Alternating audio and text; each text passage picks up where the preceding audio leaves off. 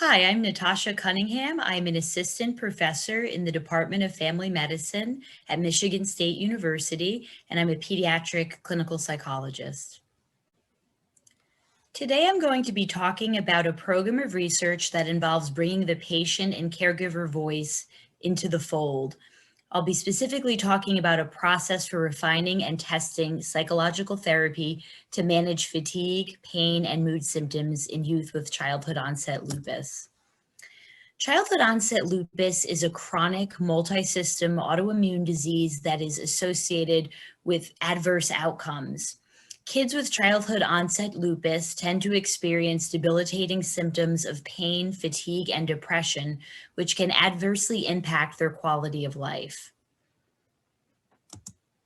Cognitive behavioral therapy is known to be effective for managing symptoms such as pain and fatigue and has been used in a variety of pediatric chronic health conditions, but has not been widely tested in lupus.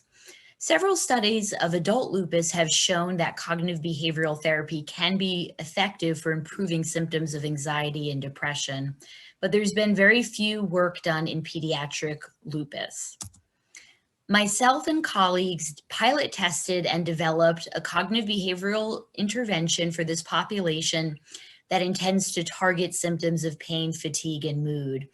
And the program was originally developed by experts and was meant to be delivered in person over the course of 6 weeks and was used from existing protocols to manage fatigue and pain symptoms in pediatric chronic pain populations.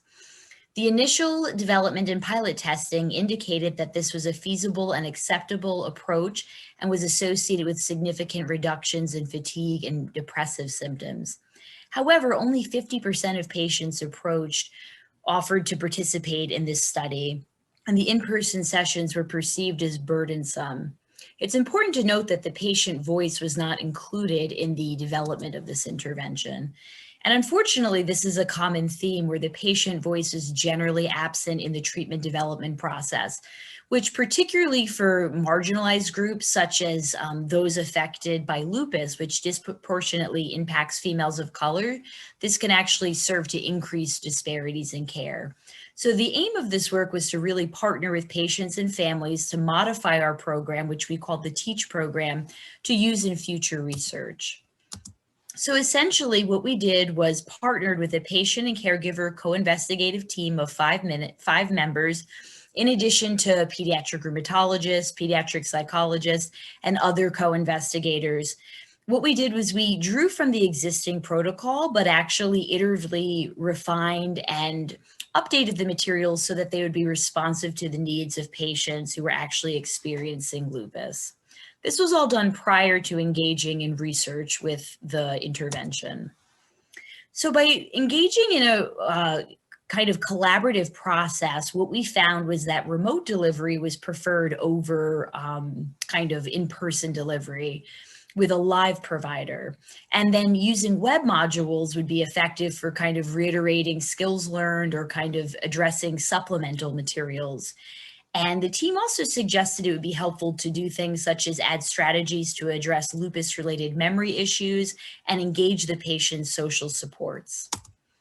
This is a kind of snapshot of what our intervention ended up looking like.